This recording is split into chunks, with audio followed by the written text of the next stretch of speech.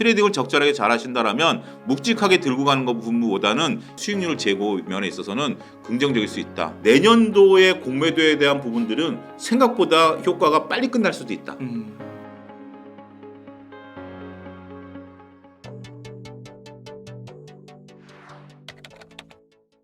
YG경제연구소장 겸 유튜브 차영주 TV 운영자 차영주 소장입니다. 최근에 많은 분들이 제 개인 유튜브를 찾아주시는데요. 매일같이 리포트를 아침 저녁으로 보고 있습니다. 그래서 저희는 이제 시황에 이제 치중하기보다는 매일매일 나오는 리포트라든지 뉴스를 집중 분석하는 이제 공부하는 유튜브를 운영을 하고 있고요. 지난번 제가 출연했을 때 좀 활성화 말씀을 좀 드렸더니 또 우리 웅달 책방 통해서 많은 분들이 또 들어오셨고 구독도 해주시고 있습니다. 어차피 서로 겹치지 않는 분야이기 때문에 리포트를 어떻게 읽어야 되는지 그리고 어떻게 재무적으로 분석해야 되는지 이 부분이 궁금하시다라면 차영주 TV 유튜브도 많이 사랑해 주시기 부탁드리겠습니다.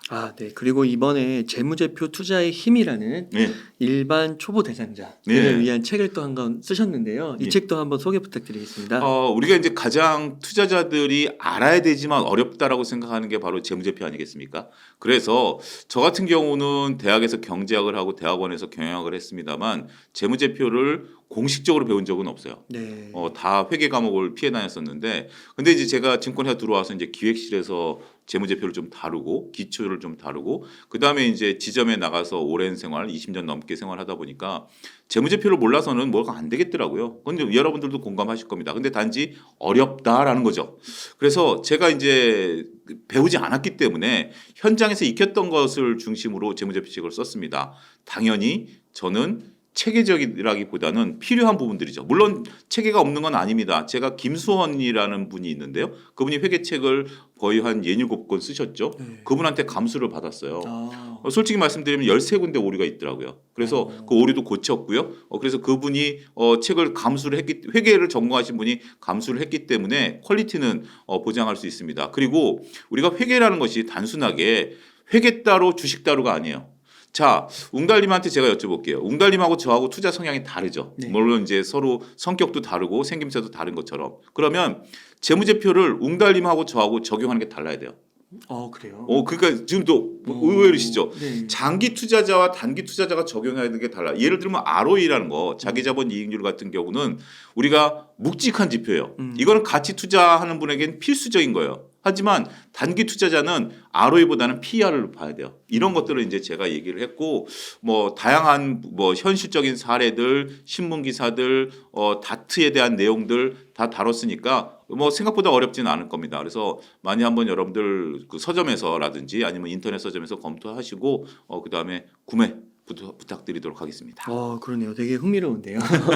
진짜 재무제표가 주식 투자의 기본이라고 하잖아요. 그렇죠. 재무제표 모르면 투자하지 말라고 하는데 차영주 소장님의 재무제표 투자의 힘 한번 참고하시면은 네. 큰 도움 될 것 같습니다. 이 웅달 책방 그 하시는 분들 위해서 제가 1분만 시간을 좀 쓰겠습니다. 재무제표 어렵죠? 1분 만에 제가 책에 나온 내용 요약해서 끝내드리겠습니다. 처음이 뭐냐면 재무제표가 재무상태표, 손익계산서, 현금흐름표. 벌써부터 머리가 아프죠. 네. 자, 웅달님 커피숍을 차린다라고 한번 생각을 해보시죠. 네. 그러면 우리가 커피숍을 차리려면 돈이 필요하죠. 네. 그러면 내 돈하고 내 돈이 부족하면 은행에서 빌리던 지인한테 빌리던 빌려야 되죠. 네. 내 돈은 자본이고요. 빌린 것은 부채입니다. 네. 그러면 그게 이제 1억을 가지고 커피숍을 차렸다라고 하면 그게 자산이에요. 재무상태표 끝났습니다. 네.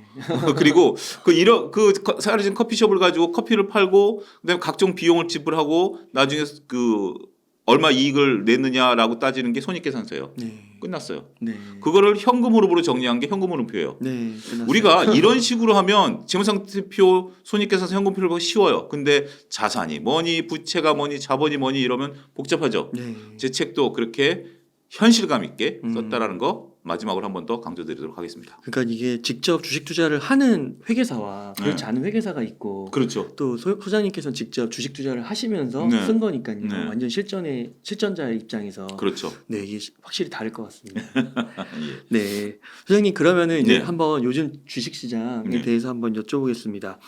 국내 시장이 굉장히 크게 하락을 하다가요. 네. 거의 뭐 2,200까지도 그렇죠. 갔다가 네. 갑자기 급반등을 어제 했습니다. 그러다가 또 오늘 또 또 오늘도 또 급락하면서 네. 조정을 받고 있는데 요즘 주식시장 어떻게 보고 계세요? 아무래도 뭐 그 일단 전반적인 흐름과 미시적인 흐름을 좀 같이 봐야 되지 않을까 싶습니다. 전반적인 거시적인 흐름 자체는 우리가 경제가 둔화될 가능성이 높다라는 데 포커스가 맞춰져 있는 거고요. 미시적인 흐름은 이제 공매도 금지 이런 흐름들이 있다라고 같이 봐야 될 것 같아요. 일단 거시적인 흐름을 놓고 보면 미국이 계속해서 금리를 올려서 5%대 중반까지 금리를 올려놓은 상태 아니겠습니까? 여기서 이제 추가적으로 금리 인상에 대한 부분들은 우리가 포커스가 맞춰지지 않다 하더라도 이것을 오랫동안 유지하는 것에 대해서는 포커스가 맞춰져 있는 상태죠. 그래서 지금 많은 투자자들이 미국의 10년물 국채 금리를 보고 있습니다. 우리가 그때그때 봐야 되는 상황들이 좀 다르죠. 우리가 2022년 상반기 때는 고용에 대한 부분들을 봤고 하반기 때는 CPI를 봤죠. 네. 그리고 올해 2023년 같은 경우는 전반적인 경기에 대한 부분들을 봤고 지금은 10년물 국채 금리를 보고 있습니다. 거기에 포커스를 맞춰야 돼요. 더 이상 CPI라든지 뭐 노동, 고용 이런 부분들은 조금 중요성이 떨어진다라는 거죠. 근데 10년물 국채 금리가 5%를 자극하면서 왔다 갔다 하는 거에 따라서 글로벌 증시가 왔다 갔다 하고 있다라는 거죠.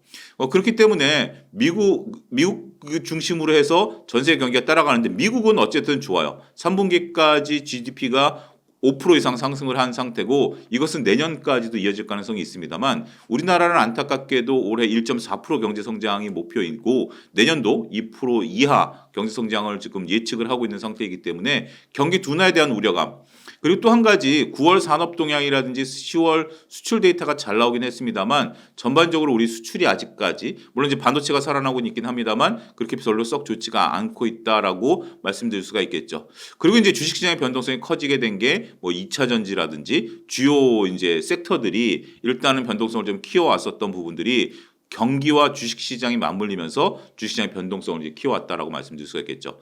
그런데 이제 미시적으로 보면 공매도 금지가 한시적으로 내년 상반기까지 이루어지게 되는 거죠. 이 효과가 어떻게 되느냐라는 거죠. 과거 3차례 이런 경우가 있었습니다. 그런데 안타깝게도 2008년에는 주가가 빠졌고 나머지 2번은 성공했어요. 주가가 올라갔어요. 아 금지를 했는데도. 네, 금지를 했는데도. 근데 2008년 같은 경우는 이제 글로벌 위기가 온 상태이기 때문에 그래서 제가 경기를 먼저 말씀드린 게 우리가 코로나 때는 무조건 팬데믹을 막자라는 거 아니었습니까? 그런 관점에서 공매도를 막은 거하고 그 다음에 이제 새로운 수급이 들어왔죠. 동학개미운동에 새로운 수급이 들어온 부분들이고 새로운 수급이 들어오지 않고 글로벌 경기가 망가졌던 2008년에는 주가가 빠졌었다라는 거죠. 오히려 네.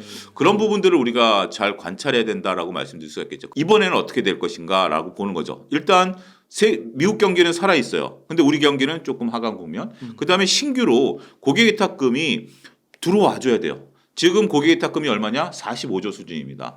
동학개미 운동 때 고객위탁금이 얼마였냐? 70조 수준이었습니다. 그래서 고객위탁금이 들어와 준다라면 주식시장은 반등할 수 있을 거라고 봐요. 하지만 고객위탁금이 들어오지 않는다라면 나름대로 현재 수준에서 빠지지는 않겠지만 올라가긴 쉽지 않죠. 신용잔고도 동학개미 운동했을 때는 신용잔고가 26조까지 찼습니다. 지금 얼마? 16조 수준입니다. 단순하게 봤을 때 고객위탁금에서 25조, 신용잔고에서 10조가 빠져 있는 상태죠.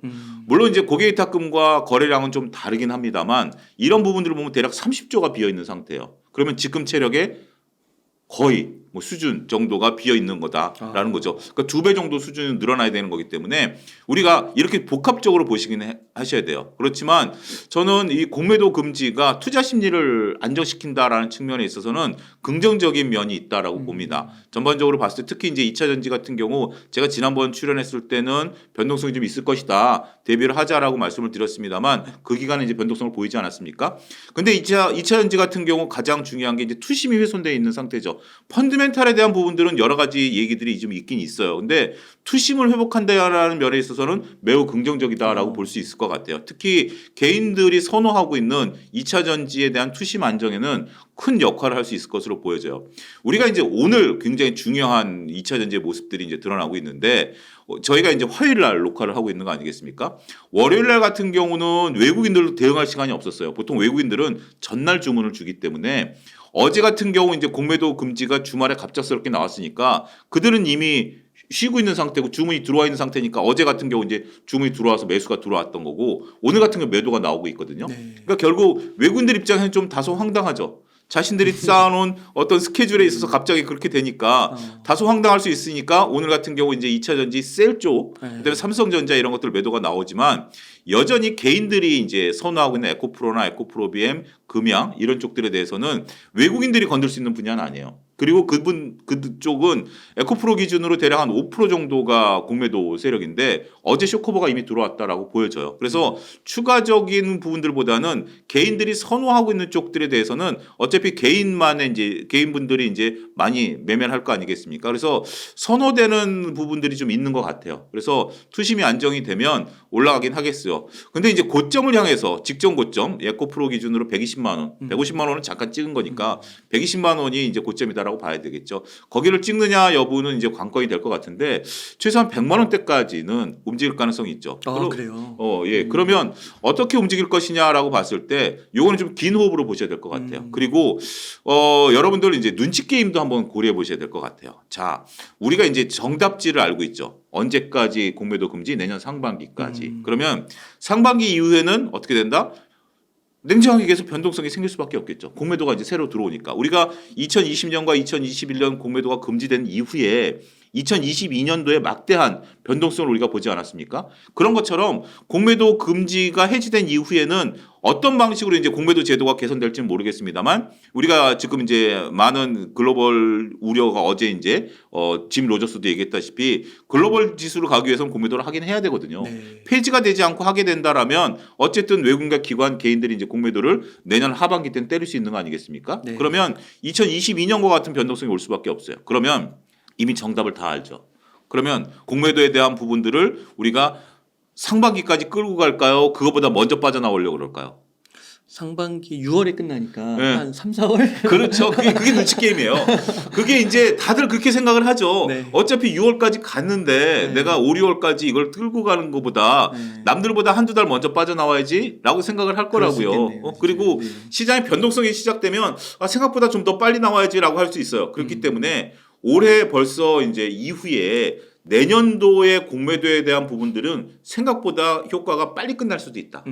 그 부분을 염두에 두셔야 되고 더군다나 이제 이게 우리가 이제 보는 시각에 따라 다르지만 정부 여당이 총선과 관련해서 이걸 한다라는 시각도 일부 존재하는 거 아니겠습니까? 뭐 확인된 건 또 아니고 확실한 것도 아니에요. 근데 총선이 내년 4월이니까 4월 이전에 어떤 것들에 대한 퍼포먼스를 보일 가능성도 있고 만약에 지금 정부 여당이 선거 과정에 있어서 만약에 진다라고 한다라면 6월달 이후에 조금 더 부정적인 결과가 나올 수 있을 것으로 보여지고 만약에 이겼다라고 하면 또 다른 거. 물론 이제 그거는 제가 이제 뭐라고 얘기할 수 있는 정치공학적인 뭐 그 뒤로 만약 이기건 지건 그 뒤로 또 어떻게 나온다라는 것도 제가 예측할 수 있는 부분들은 아니지만 4월이 일단 선거니까 4월 이전에 또 눈치 게임이 시작되는 거죠. 그러겠네요. 그러니까 오히려 눈치 게임 같은 경우 시작되면 한 1월 정도, 2월 정도 이렇게 먼저 저희 웅달 책방 구독하시는 분들은 그걸 먼저 고려해 보셔야 될 것 같아요. 지금은 분위기는 잘 잡혔어요. 분위기는 잘 잡혔는데 일단 단기 변동성은 심할 거예요. 그러다 다음에 이제 서서히 변동성들이 잦아들면서 약간 우상향 쪽으로 이제 틀 가능성은 있긴 있는데